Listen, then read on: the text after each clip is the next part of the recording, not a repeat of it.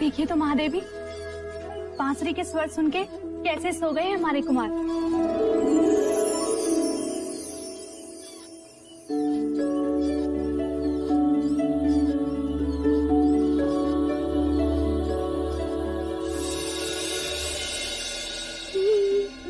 ये क्या कर रही हो मंगला? आर्या, तुम्हारी आंखों को क्या हुआ? क्या हुआ? कुछ भी तो नहीं।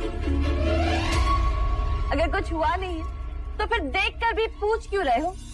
क्या कर रही हो मंगला? मैं ये पूछ रहा हूँ कि तुम ये दिए क्यों जला रही हो? हाँ, अब ये सही प्रश्न। दिए कब जलाते हैं? जब कोई पर्व होता है। आज पर्व ही तो है। किंतु आज कौन सा पर्व है? अरे, महामुनि असित ने हमारे देवदत्त के लिए भविष्यवाणी जो की है। भविष्यवाणी? किंतु वो भविष्यवाणी तो सिद्धार्थ के लिए थी। हाँ, उसी के लिए की थी। शब्द सिद्धार्थ के लिए थे, पर मरण देवदत्त के लिए था। वो कैसे? आंखें बड़ी करो आर्य, आंखें बड़ी करो। अरे, सिद्धार्थ बड़ा होकर सन्यासी बनेगा, राज गद्दी पर देवदत्त ही तो बैठेगा ना।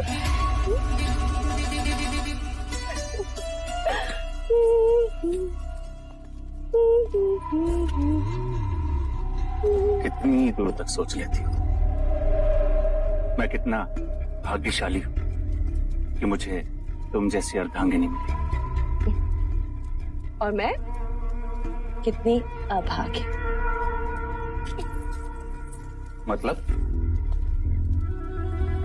मतलब मुझे होती तो महाराज बनते। मांग है इसलिए मंगला।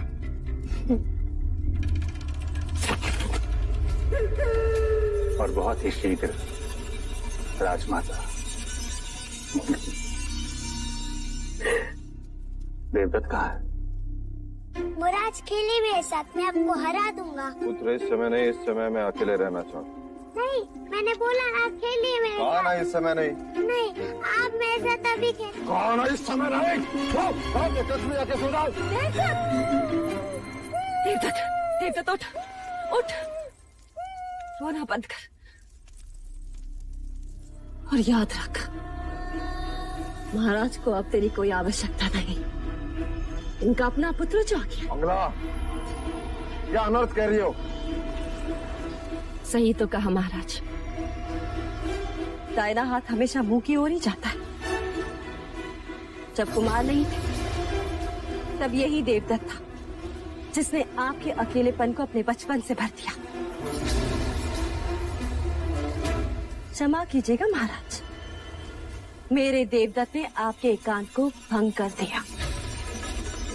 चल देवदत्त,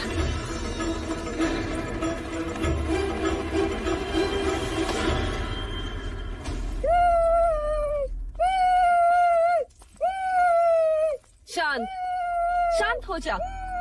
मैंने कहा ना, एकदम चुप, चुप हो जा। धीरे धीरे मंगला दीदी, सिद्धार्थ अभी अभी सोया है। तुम्हें क्या हुआ? तुम क्यों रो रहे? आज महाराज पहली बार देवदत्त पर क्रोधित हुए हैं। महाराज? क्यों? आपके कारण। हमारे कारण?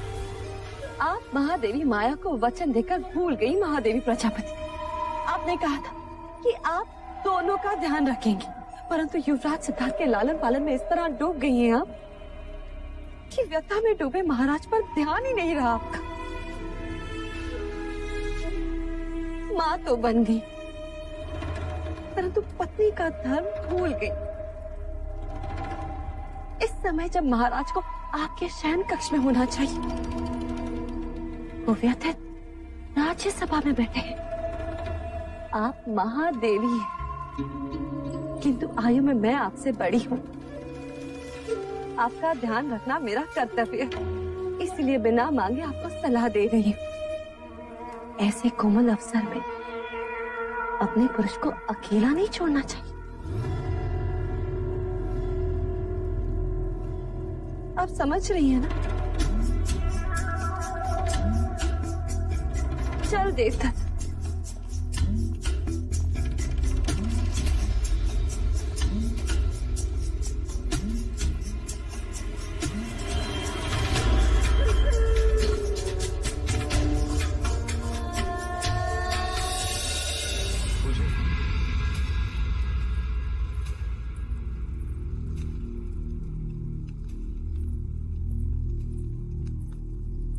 महाराज कहाँ हैं? अभी अभी प्रशिक्षण क्षेत्र की ओर गए हैं महादेवी।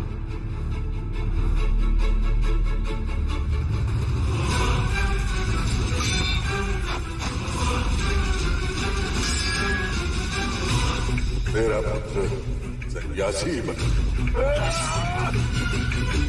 जीवन के हर युद्ध में ये विजयी होगा, तो वो युद्ध भावनाओं का होगा।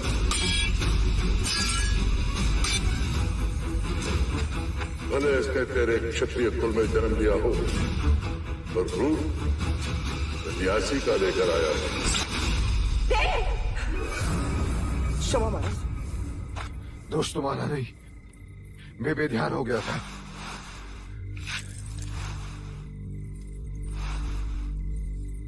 ये क्या देव? ये कोई समय है प्रशिक्षण का? नींद नहीं आ रही थी, व्यतीत था। अपने क्रोध पर काबू नहीं कर पा रहे थे, इसलिए। ऐसी कौन सी व्यथा है देव जिसने आपको इतना चिंतित कर दिया? इस शाक्य कुल का पतन होते नहीं देख सकता देवी। मैं क्षत्रियों का अपना धर्म छोड़ते नहीं देख सकता। जिन हाथों में मैं तलवार देखना चाहता हूं, उन हाथों में मैं कमंडलू कैसे देखूं? जिस शरीर पर मैं रक्त रंजित घाव देखना चाहता हूं, वहां चंदन तिलक कैसे देखूं देवी? कैसे देखूं? आप किसकी बात कर रहे हैं देव? कुमार सिद्धार्थ की, असद मुनि की वाणी अभी गूंज रही है मेरे कान में।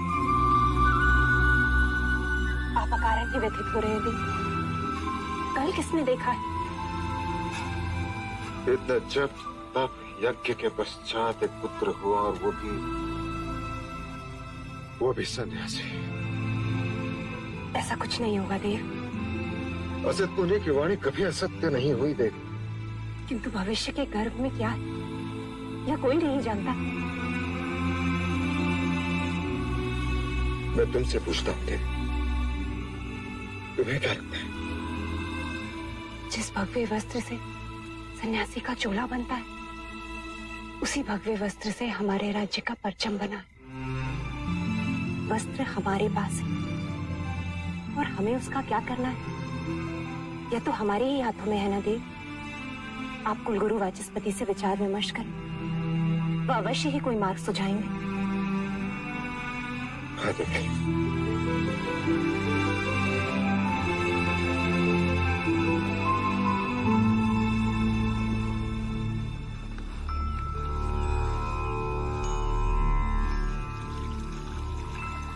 मूलाथो ब्रह्म रूपाया मध्याथो विष्णु रूपेणे अगर्थ शिव रूपाया वृक्ष राजाय थे नमः। महादेवी प्रजापति, आपका यह विचार अति सराहनीय है। यदि हर परिवार अपने मृत आत्मा की स्मृति में एक वृक्ष लगाए और उनका जतन करे, तो पृथ्वी सदैव हरित रहेगी और उनकी स्मृति भी जीवित रहेगी।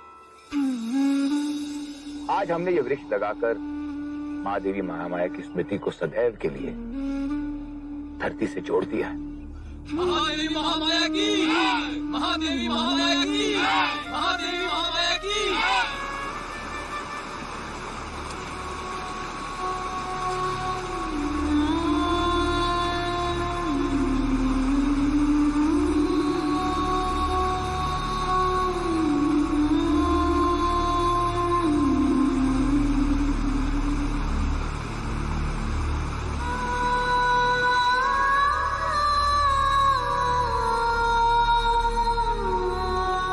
चलिए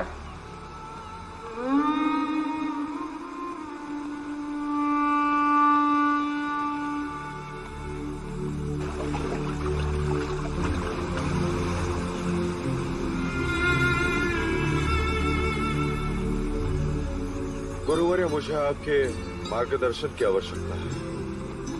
अवश्य राजा। आप तो जानते हैं कि असित मुनि ने भविष्यवाणी किया है कि सिद्धार्थ बड़ा होकर सन्यासी बनेगा, परंतु मैं चाहता हूं कि सिद्धार्थ बड़ा होकर चक्रवर्ती सम्राट बने। मुझे यही चिंता सता रही है कि सिद्धार्थ का भविष्य क्या होगा। इस बहते पानी को देख रहे हैं राजा?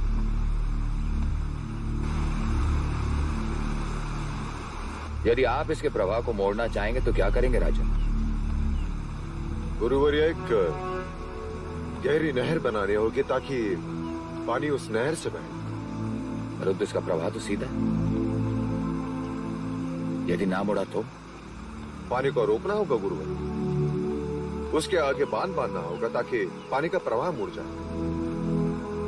सिद्धार्थ का जीवन भी इस बहते पानी की प्रवाह की तरह है राजन। यदि आप उसे योद्धा बनाना चाहते हैं तो क्षत्रियता की गहरी नहर खोदनी ही पड़ेगी। बैरागी बनने से रोकना चाहते हैं तो माया और करुणा के आगे बांध बांधना ही होगा। असित मुनि की दृष्टि एक सन्यासी की है, इसलिए उन्हें सिद्धार्थ की मानता केवल एक सन्यासी बनने में दिखती है। परंतु आप क्षत्रिय हैं, इसलिए आपको सिद्धार्थ की महानता एक चक्रवर्ती सम्राट बनने में दिखती। क्षत्रिय धर्म से सींचोगे तो क्षत्रिय ही बनेगा। शारीरिक बल, शस्त्र संचालन, घुड़सवारी, हाथी प्रशिक्षण की ऐसी शिक्षा दीजिए कि वो योद्धा ही बने राजन। करुणा और माया से उसे सदैव दूर रखना राजन। वो मनुष्य को बैराग की ओर ले जाते हैं।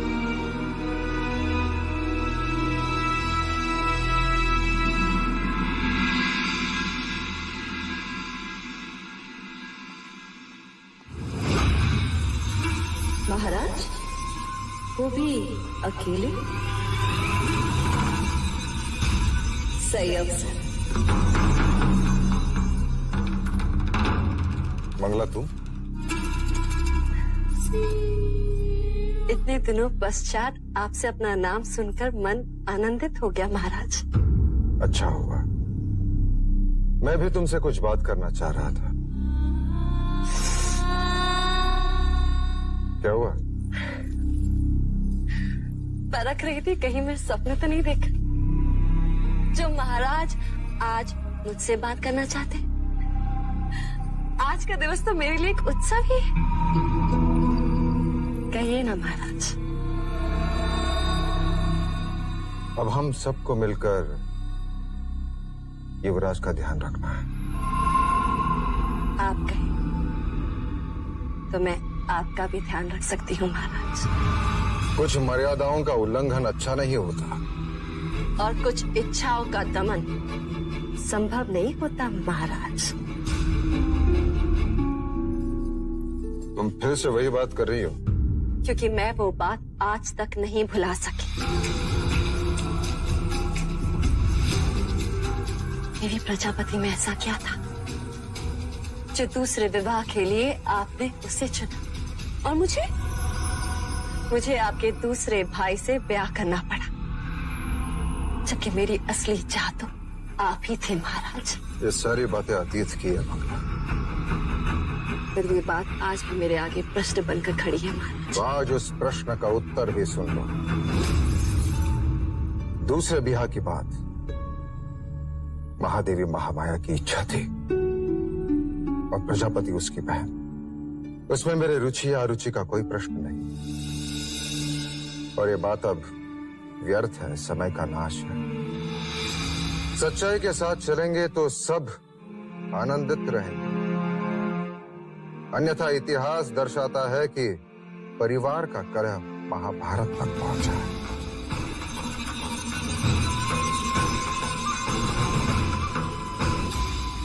महाराज शुद्धोधन, पहले मेरी दृष्टि केवल आप पर थी, परंतु अब आपके साम्राज्य पर भी है। कपिलवस्तु की महादेवी नहीं बन सकी, परंतु राजमाता अवश्य बनकर दिखाऊंगी। मैंने युवराज सिद्धार्थ के हाथ में कमंडल ना थमाया ना, तो मंगला को मंगला मत कहना।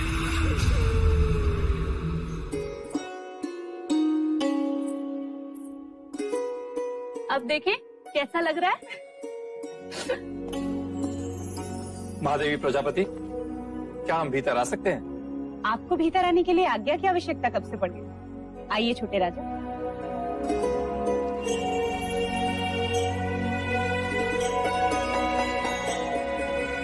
कैसे हो क्षत्रिय? ऐसे क्या देख रहे हो? हम तुम्हारे छोटे चाचा हैं। महादेवी, महाराज ने कुमार के लिए वस्त्र भिजवाए। वस्त्र? देव ने?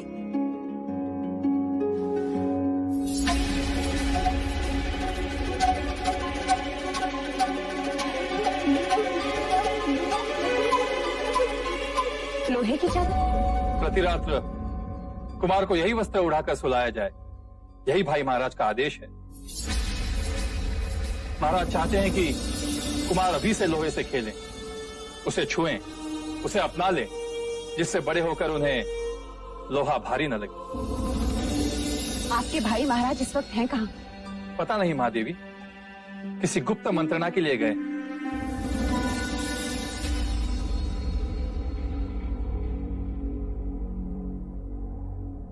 असित मुनि की भविष्यवाणी आप सबने सुनी। मैं नहीं चाहता कि सिद्धार्थ सन्यासी बने। आप निश्चिंत रहें महाराज, सन्यास तो वन प्रस्थान की आयु में लेते हैं। या तो अति दुखी मनुष्य सन्यास के बारे में सोचता है। दुखों से तो मैं सिद्धार्थ को कोसों दूर रखूंगा। सन्यास लेने के बारे में तो रोगी भी सोच सकते हैं महाराज, और वो भी जो भोग विलास से दूर भागते हैं। अर्थात वो लोग जो दुर्बल हैं।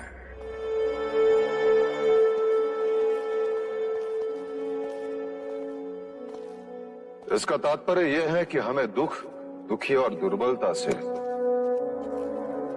गरीब, रोगी और वृद्धों से सिद्धार्थ को दूर रखना होगा। परंतु ये तो असंभव है महाराज।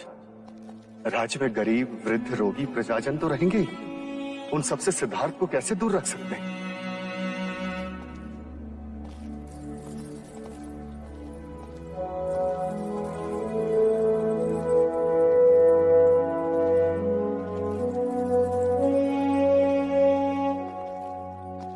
एक उपाय है महाराज।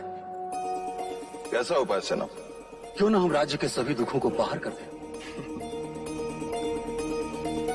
महाराज, क्यों ना हम रोगी, वृद्ध और आर्थिक रूप से पीड़ित ऐसे मनुष्यों को कपिल वस्तु से बाहर फेंक दें। यह संभव है सेनापति सुमन, हम ये नहीं कर सकते। हमारा कर्तव्य प्रजा की सेवा है, उन पर अन्याय करना नहीं। हम उन पर अन्याय नहीं करेंगे, बदले में हम उन्हें उत्तम जीवन देंगे। अर्थात हम उन्हें ऐसी जगह भेजेंगे जहां रोगियों का इलाज होगा, गरीबों को रोटी मिलेगी, वृद्धों को मान सम्मान मिलेगा।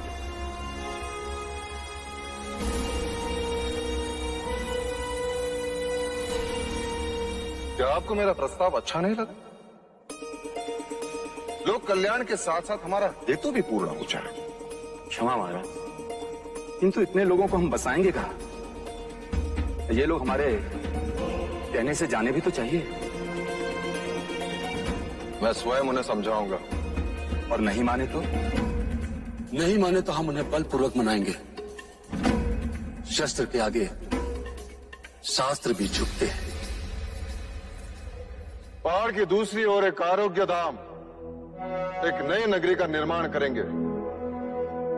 लोगों को किसी प्रकार की कोई कमी नहीं होगी। क्षमा करें महाराज, इतना बड़ा निर्णय हम अकेले कैसे ले सकते हैं? हमें शाह की सभा बुलानी होगी। साम दाम दंड भेद, किसी भी प्रकार ये प्रस्ताव पारित होना ही चाहिए। मैं सिद्धार्थ को सन्यासी बनते नहीं देख सकता।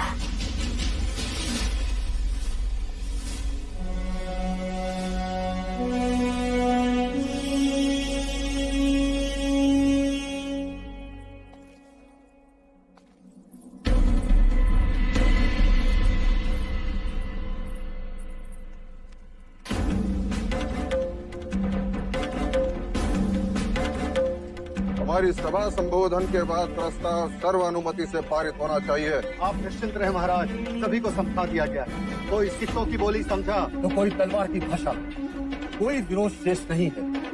अब यहाँ वही होगा महाराज जो आप कहेंगे।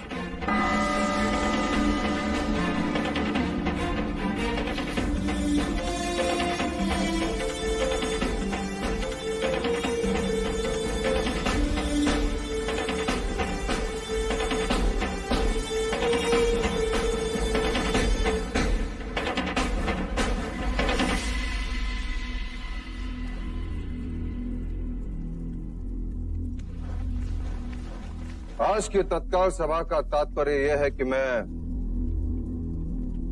कौशल राज और मगध पर आक्रमण करना चाहता हूं।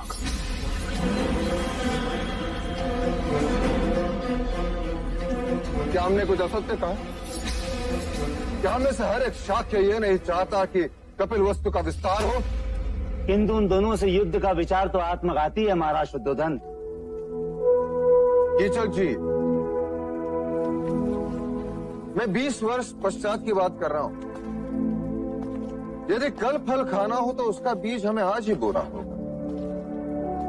कल के युद्ध के लिए आज हमें एक ऐसे नेतृत्व को ढूंढना होगा जो आने वाले कल में हमारा सेनापति हो, सम्राट हो, ऐसा योद्धा हो जिसे देखकर शत्रु भयभीत हो जाए, जिसे भाग्य का भी साथ हो और आप सबका साथ। मेरे कुमार सिद्धार्थ में ये सारी योग्यताएं हैं, ये केवल मैं नहीं कहता। शाक्य कुलगुरु वाचस्पति का भी यही कहना है। इसलिए हमें कुछ कड़े कदम उठाने होंगे जिससे हमारी आने वाली पीढ़ी शक्तिशाली हो, दुखों से कोसों दूर हो, चिंता से मुक्त हो। इसलिए मेरा यह सुझाव है कि हम एक नई नगरी का निर्माण करें जहां कपिल वस्तु के रोगी, वृद्ध और आर्थिक रूप से पीड़ित लोगों को रखा जाएगा, जिससे हमारे युवकों को अपने कर्तव्य से मुक्ति मिले, ताकि वो युद्ध कला और राज्य की प्रगति की ओर अपना लक्ष्य केंद्रित कर सके।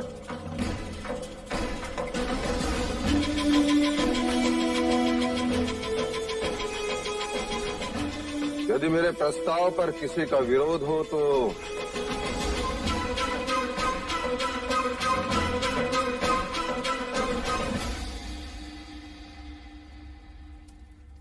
क्या शाक्य कुल के सभी प्रतिनिधियों को इस प्रस्ताव पर सहमति है? क्या महाराज शुद्धोधन की राय सबको मान्य है? तो क्या हम ये समझ लें शाक्य सभा में ये प्रस्ताव सर्वसम्मति से पारित होता है? महाराज शुद्धोधन की, महाराज शुद्धोधन की, महाराज शुद्धोधन की।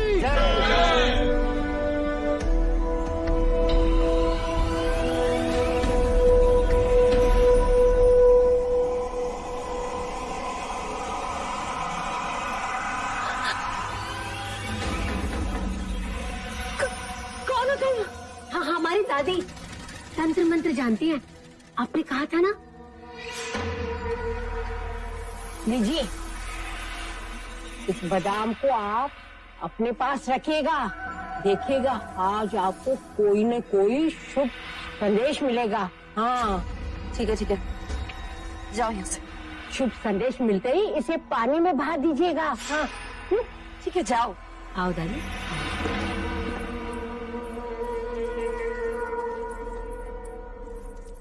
कौन थी वो? डायन। क्या? क्यों डर गए? कामुका की दादी, तंत्र मंत्र में इनका जोड़ ही नहीं। आप बताएं शाक्य सभा में क्या हुआ? नई नगरी का प्रस्ताव पारित हो गया। नई नगरी? सुनिए सुनिए सुनिए, कपिलवस्तु के सभी प्रजाजनों के हित में महाराज शुद्धोधन ने एक ऐसा निर्णय लिया है जो कभी किसी राजा ने अपनी प्रजा के हित में नहीं लिया। सुनिए सुनिए सुनिए। बात तो भाई महाराज के स्वार्थ की है, किंतु दिखावा परमार्थ का।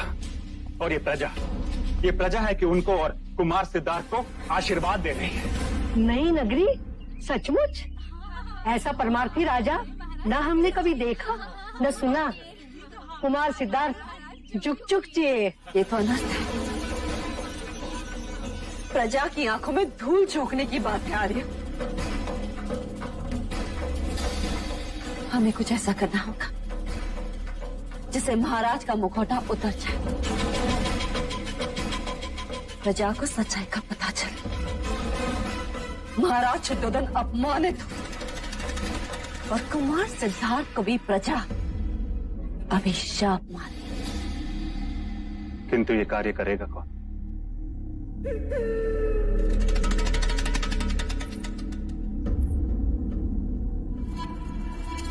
कामुका।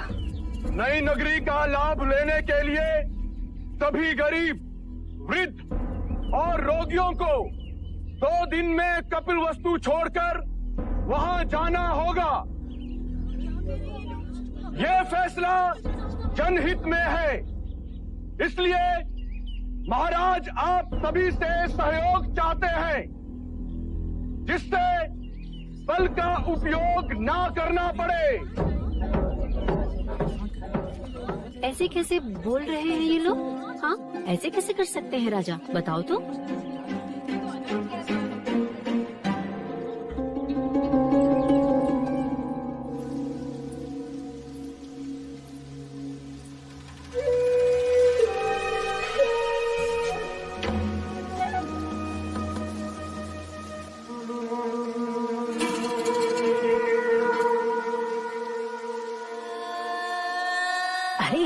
के पीछे कितना स्वार्थ छिपा है, ये तो अंदर की बात है। एक बार यहाँ से निकले ना तो मानो पहुँच गए शमशान घाट। अरे उसके बाद तो वापस आने का नाम भी नहीं ले पाओगे तुम लोग। ये सब किसके कारण? कुमार सिद्धार्थ के कारण। कहते हैं उन्हें दुख नहीं दिखना चाहिए वरना कुमार सन्यासी हो जाएंगे। इससे तो अच्छा होता कि कुमार पैदा ही ना होते। महल में दिए जले इसलिए हमारे घर में अंधेरा। तो? अरे कहते हैं बड़ा भाग्यशाली है, जन्म लेते ही माँ को खा गया और अब बड़ा हुआ तो ये कपिलवस्तु खाली करवा रहा है। ये कैसा भाग्यशाली है? हाँ, महाराज को रोकिए महादेवी प्रजापति। पुत्र प्रेम में पिता अंधा हो सकता है, ये तो सुना था, पर इतना क्रूर, इतना कठोर भी हो सकता है, ये पहली बात है। क्या हुआ मंगला दीदी? महाराज कपिलवस्तु से सारे दुखी, निर्धन, वृद्ध, रोगियों को राज निकाला दे रहे हैं। क्यों? युवराज सिद्धार्थ के लिए, जिससे वो दुख ना देखे, उनमें करुणा ना उपजे और वो कभी सन्यासी ना बने। महादेवी माया होती ना तो ऐसा कभी नहीं होने देती। महाराज को रोकिए, कहीं प्रजाजनों में असंतोष फैल गया ना तो अनर्थ हो जाएगा।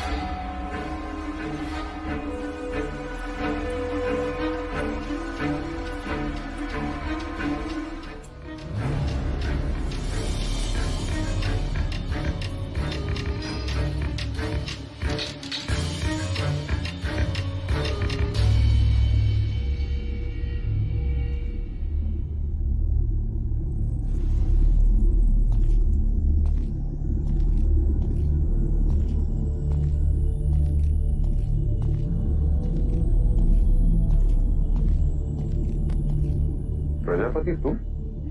बहुत ठेस पहुंची है देव। यदि महादेवी माया जीवित होती तो क्या आप उनसे भी यह बात छुपाते? कौन सी बात? यह कैसा न्याय है देव कि मुनिवर असित ने भविष्यवाणी की और आपने पूरे कपिलवस्तु को बेघर कर दी। अच्छे भविष्य के लिए वर्तमान को दंड भुगतना ही पड़ता है देवी। किसका भविष्य? कुमार सिद्धार्थ का। तो उसके लिए प्रजा क्यों दंड भुगते?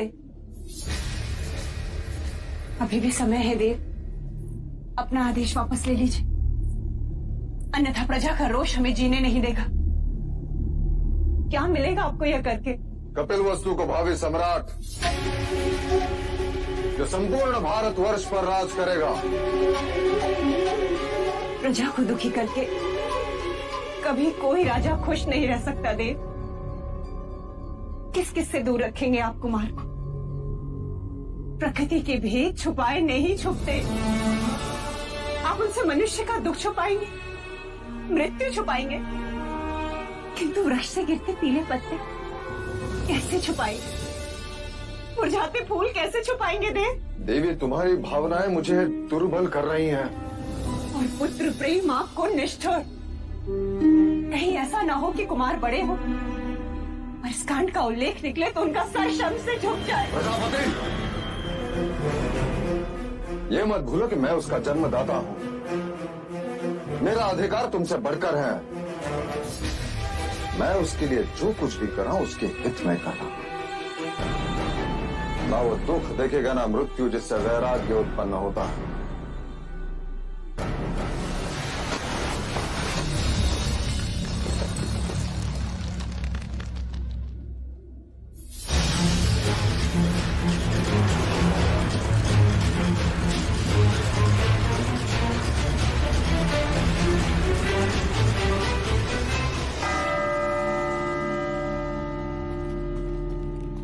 आज के बाद कपिलवस्तु में कोई शमशान घाट नहीं होगा, कहीं धुआं नहीं उठेगा।